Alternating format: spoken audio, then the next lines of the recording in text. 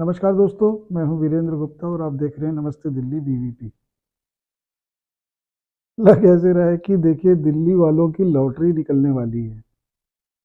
अभी तक जो घोषणाएं आम आदमी पार्टी कर रही थी, लगता है कि बीजेपी ने भी ठान लिया है कि वो किसी मामले में पीछे रहने वाले नहीं।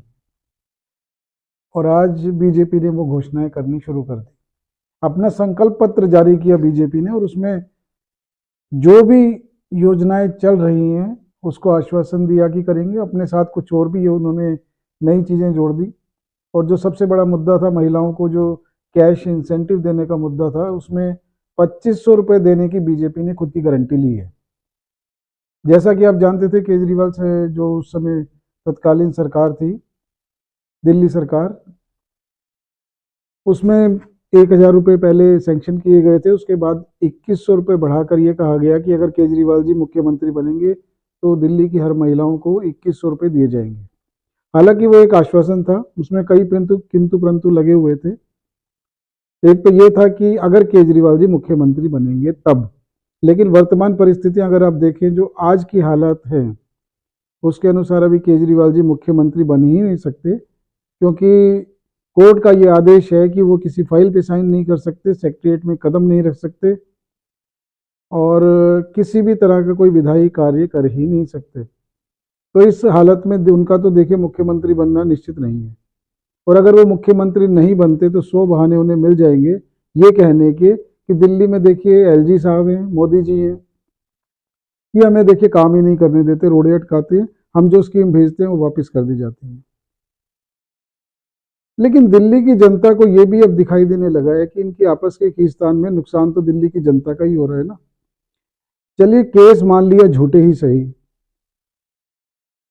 लेकिन इस बात को वो खुद कहते हैं कि आधी दिल्ली का मालिक तो मोदी जी हैं, आधी दिल्ली के मालिक हम हैं।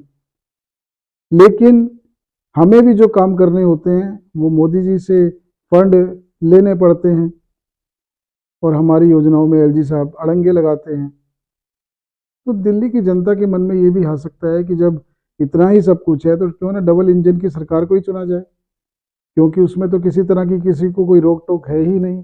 जो भी निर्णय होंगे सीधे उसका लाभ जनता को मिलेगा। तो क्यों ना इस बेकार की खींचतान की किंतु परंतु, ये होगा तो वो होगा तो ये होगा, अगर ये भी नहीं होगा तो फिर कुछ और ही होगा, इस तरह के चक्कर में क्यों पड़ा जाए और अपना नुकसान क्यों किया जाए, तो मन में आ सकता है।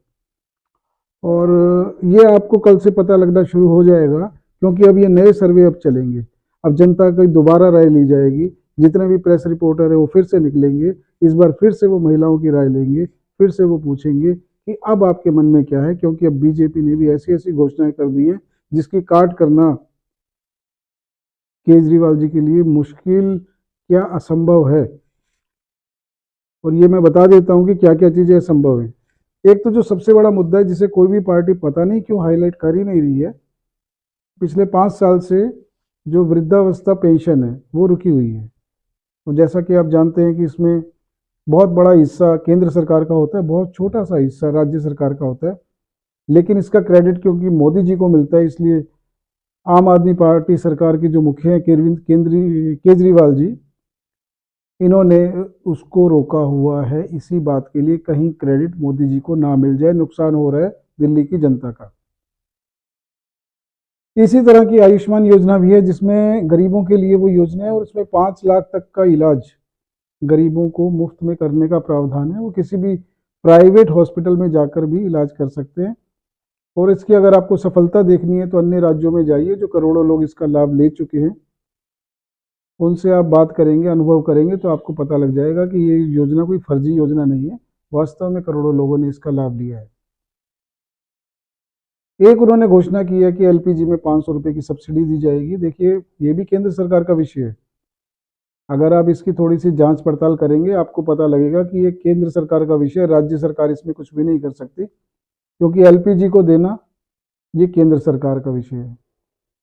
तो एक बात यही सोच में आ सकती है, पब्लिक के मन में ये बात आ सकती है कि इतनी सारी योजनाएं जो केंद्र सरकार लागू करती है और जो राज्य सरकार को भी अपने काम करने होते हैं तो केंद्र सरकार के ऊपर निर्भर रहना पड़ता है। तो अगर केंद्र सरकार को ही हम चुन लें, देखिए केजरीवाल जी ने भी पैसे तो मोदी जी से मांगने हैं, और ये खुद जैसे आरोप लगाते हैं केजरीवाल जी कि हमें ये देखिए काम ही नहीं करने देते, अड़ंगे लगाते हैं, हमारे फंड रोक लिए जाते हैं। तो अल्टीमेटली नुकसान तो जनता का ही होता है। जैसे मैंने अभी पहले कहा, तो अगर मोदी जी को ही चुन लिया जाता है तो किसी तरह की कोई रोक टोक भी नहीं रहेगी। और जहां तक बात है वायदे पूरे करने की, तो बीजेपी ने ये करके दिखाया है। ये आप मुझे कुछ भी कह सकते हैं, मुझे मोदी भक्त भी कह सकते हैं, कुछ भी कह सकते हैं, इस बात के लिए आप पूरी तरह स्वतंत्र है, कमेंट्स में आप कर भी सकते हैं। लेकिन जो मैं बात कहता हूँ वो तथ्यों के आधार पर कहता हूँ। महाराष्ट्र में चल रहा है, सबसे पहले मध्य प्रदेश में शुरू हुआ। लगभग 3 किस्तें देने के बाद ये घोषणा की गई। जो उस समय के तत्कालीन मुख्यमंत्री उस समय थे शिवराज चौहान जी, उन्होंने पहले 3 किस्तें दी हैं, उसके बाद उन्होंने घोषणा की है। और ये भी कहा है कि अभी तो हम ये दे चुके हैं लेकिन इसमें और भी बढ़ाएंगे। महाराष्ट्र में चल रहा है, छत्तीसगढ़ में वो दे चुके हैं, हरियाणा में अभी तत्कालीन, अभी तो वो ताज़ा ताज़ा ही उदाहरण है, उसमें भी उन्होंने शुरू कर दिया है। अभी मेरे को पुख्ता जानकारी नहीं मिली है लेकिन वो अभी तुरंत शुरू होने वाला है। तो जब इतना सब कुछ मिल रहा है और जो उन्होंने कहा है वो दे रहे हैं, तो मोदी जी की बात पे विश्वास ना करने का कारण नहीं होता। और दिल्ली की जनता तो एक बात मान के चलिए, ऊपर से चाहे कुछ भी कहे लेकिन मोदी जी पे यकीन उन्हें 100% है, ये मैं आपको लिख के दे सकता हूँ। और जो बीजेपी ने जो ये स्कीम चलानी शुरू की है कैश इंसेंटिव की महिलाओं को, इसका लाभ उसे मिला भी है। आप देख चुके हैं मध्य प्रदेश में जो लोकसभा के चुनाव हुए थे, सारी की सारी सीटें बीजेपी की झोली में गई हैं इसी योजना के कारण। तो लाडली बहन योजना के नाम से थी शायद। और महाराष्ट्र में भी इसका लाभ मिला है। हरियाणा में भी जीती हुई बाजी अगर बीजेपी ने जीती, हारी हुई बाजी अगर बीजेपी ने जीती है, वो भी इसी योजना के कारण जीती है। तो देखिए लाभ जनता को जहाँ मिलता है वहाँ वो दौड़ेगी दौड़ेगी, आप कितना मर्जी शोर मचा लीजिए।